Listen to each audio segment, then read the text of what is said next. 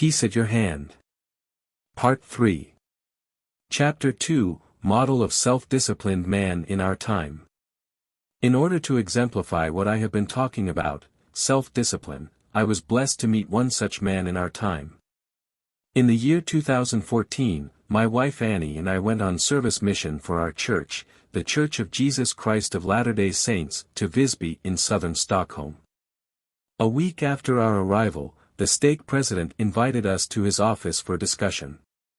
In the discussion, he called me to be the branch president of the branch in Visby. I accepted the call. He told us that his first counselor will come to Visby the following week to interview me. Earlier in Lund, before we left for the mission, my wife had warned me not to talk of my book when we arrived on our mission. I promised her that I would not. On the appointed day, the counselor came to Visby. He is President Bo C. Bertilsson. When I saw him, he was a very simple man, humble-looking and pleasant to talk with. As it is the tradition of our church, I was with my wife, for when such responsibility is given to any member, his wife should be there to support the husband. After a short prayer as usual, as is the church tradition, he started by welcoming us to the branch before he started the interview. He asked me, "Do you pray?" I answered yes. "Do you read scriptures?" I said not so much, but I meditate a lot. "Have you come up with anything during your meditation?" "Yes, I have written a book." "What is the reference to your book?" I gave him the name of the publisher, the spelling title and the link where it is sold. With the book, one can find my standing with the church and all about me. After the interview, I asked my wife, "Have I gone contrary to our agreement?" She said, "It is good to be honest." Throughout our stay on our mission, he was the stake counselor in charge of my branch. I worked very closely with him and enjoyed his wisdom. From this time on I became curious about who he actually is. For many years I have been looking for a righteous man, a self-disciplined man and a true man of God who will give me hope that in this world we can conquer the atrocities of man to man in the land of living. Today, I have been privileged to have an exclusive interview with this extraordinary man of our day for the purpose of giving hope to the readers of this book that peace is not in paper but in action and will spread across the world like wildfire if all of us will follow this example. When you hear this news, ponder over it, spread it around you, try it, be a part of it, do not stand on the fence, procrastinate no more and peace will be at your doorstep. Who is this man? Order of the introduction of this man. 1. His origin. 2. Who is he? 3. What is he? 4. What has he done? 5. What does he do presently? 6. How did he come to what he is today? 7. What advice will he give to the youths of today? 8. What is his motive in doing all he did? 9. What are his future goals? I have chosen this order of introduction for the following reasons. A man is more important than what he has or achieved. B. The value of man is judged by who he is and not what he has. C. Man is the prime mover of material and money, for without man money and material are not. D. The true knowledge of man comes from his attributes and not from his name. E. The motive behind any action justifies the action thereof. His origin. His parental background as he narrated to me. Father, Rune Bertilsson. My dad was born out of wedlock by a humble mother. The father being a patrician. He was adopted at an early age by Charles Anatole and Gertrude Bertilsson, who raised him as their son. My grandfather was a good and amusing salesman of Barnangen's soap. Rune was strongly built and was good at wrestling and target shooting. He became an engineer and was a dutiful and hard worker. Dad did not talk much and was sparse with words of praise. A scene that may illustrate this is when I came home with my school grades in an envelope and, as I used to do, gave him the envelope to open it first. He looked at the grades and commented, "Why did you not get A in X subject?" The rest being all As. However, I somehow knew he was my great support and friend as he wrestled and played with me many different sports and also entrusted me to work with him side by side in building stone walls and simple buildings. Later on when I started to compete in running he would follow me long distances and though rain and snow he would stand by the finish line and hand me a Marabou milk chocolate as I came to him. Much later as I served in another country, I once received a letter where he wrote, "I am proud of you." Those words still remain in my heart though I know he probably felt that all the time. Dad several times expressed he wanted me to become a physician. Maybe he did so because he smoked and at a quite early age got the Claudication disease. This prevented us from more strenuous sport. Not long thereafter he had his first heart attack and then stopped smoking. He lived a few years after that but never returned to strenuous physical activity. For some reason I decided at a very early age, I would never smoke and I never have, not even in secret. Mother, Ulla Louise Wyman. My mother was born by Gustav and Ellen Wyman. Gustav was an excellent cabinet maker whose work I have seen. However, he died and Ulla was a few years old and so Ellen had to move to her mother's apartment and go to work at a printing office. My mum stayed with great-grandmother for most of the time. Mother later graduated from gymnasium and became a very proficient and valuable secretary.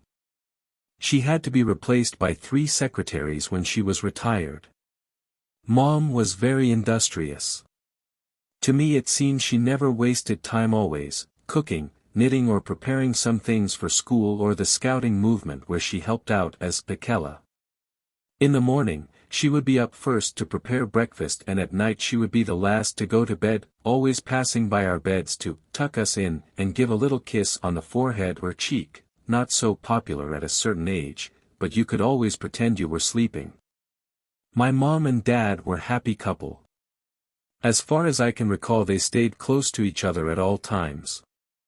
Typically, Dad would come home from work and Mother would go to the entrance and they would hug and kiss each other. They also liked to walk and sit close to each other. I have also learned from Mother, who is 91 years old, that Dad every now and then wrote small poems to her.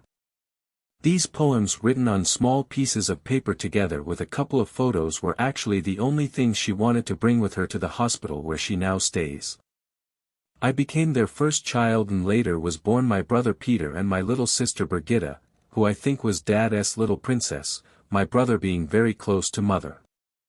We children shared one room in the apartment where we grew up in Vasasten, a part of Stockholm City. Mom stayed home to care for us as long as we were small. When Dad started to get sick, Mother returned to work as a secretary to make sure we would be provided for. We were neither poor nor rich. We always had food on the table and sometimes even a piece of ice cream or jello for dessert. Mom and Dad were workers, even though they tried a few business, like starting a small cinema, but they never succeeded in business. I don't think they were the right type of people to do business and I feel the same about myself. I cannot sell things for money. Dr. Bertillon's attributes as I know him. He is a man with unconditional love for others. He is kind and helpful to others. He is a humble pleasant man and easy to talk with. He is trustworthy and reliable to deal with. He has exceptional inbuilt character of self-discipline and simplicity in him. Above all, he is a God-fearing man. He is happily married with his Nancy, a daughter of Bo Wennerlund. They have 6 children and 11 grandchildren. What is he? He is a product of Caroline Institute of Medicine. He is a medical doctor. He has Ph.D. in medicine. He is an architect. He is a well-known athlete. What has he done? Here it is important to know that what matters in life is not what man has, but what man has done with what he has. As an architect, he has designed his life dream house where he has the privilege to help those in need and house his family. See the accompanied photo. As a medical doctor, he has discovered a simple method of curing body pains effectively at very low cost. This pain had been classified as chronic sickness that has no cure and had cost the government a huge amount of money without good result. His discovery has in no small measure given hope to those patients who had been suffering from the pains before his discovery and relieved the pains of many in the society who receive the cure today. This discovery is effective, cheap in cost, simple to apply, is and will continue to enhance the health of many in the society and save money for the society. As an athlete, he has opened the way for the youth to use their time meaningfully to avoid drugs, aggression and street life. As a leader of anti-drugs, aggression and drug abuse programs even in the field of athletics, he has helped many people to avoid this unhealthy practice of not using their time effectively. What does he do presently? Today he is a lecturer in the Karolinska Institute of Medicine in Stockholm and a special consultant there also. How did he come to what he is today? He gave credit to his parents. His mother was an industrious woman, always busy doing some useful thing in the house and in her job as a secretary. She always made sure that he had all he needed. His father, a very neat and orderly man, was a civil engineer and from him he learned how to draw houses. Both his father and his mother were united and consistent in teaching him. The father was with him in all his sport events, no matter the condition of the weather. He always gave him the support he needed. The father always expected him to have the highest grade in school and to excel all the time. His success in life also comes from the mother's industrious life, his father's expectancy of excellency and his orderliness, and both parents were united and consistent. Besides his parental background, he read books about the lives of great men and how hard they worked. He said to himself, if I could work harder than them, I will be greater than them. This he has done. One of his favorite poems is, "The heights of men/women reached and kept were not attained by sudden flight. But they while others slept kept toiling in the night." He further said, some idols and examples he admired in his youth were his scout leaders and later runners like Jim Ryan, Kip Keino and Ron Clark. Later people like Mahatma Gandhi, Winston Churchill, Mother Teresa, Gorbachev and Nelson Mandela have become great examples of different virtues. However, the master of all virtues is of course Jesus Christ, whom he gratefully has grown to admire and know in his adult life. What advice does he give to the youth of today? His advice to the youths are, work as if all depends on you, and pray as if all depends on the Lord, be industrious and consistent. Be honest and dependable. Be proactive and avoid procrastination.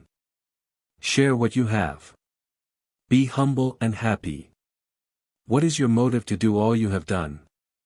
From his thesis, which I was privileged to read, the primary objective that led him into research was to alleviate the sufferings of human beings in the society. According to him, the objective of designing and building a house was to house travelers that have no place to stay and to give youths a place for activities. He thinks that his busy and industrious life will show the youths that street life does not pay.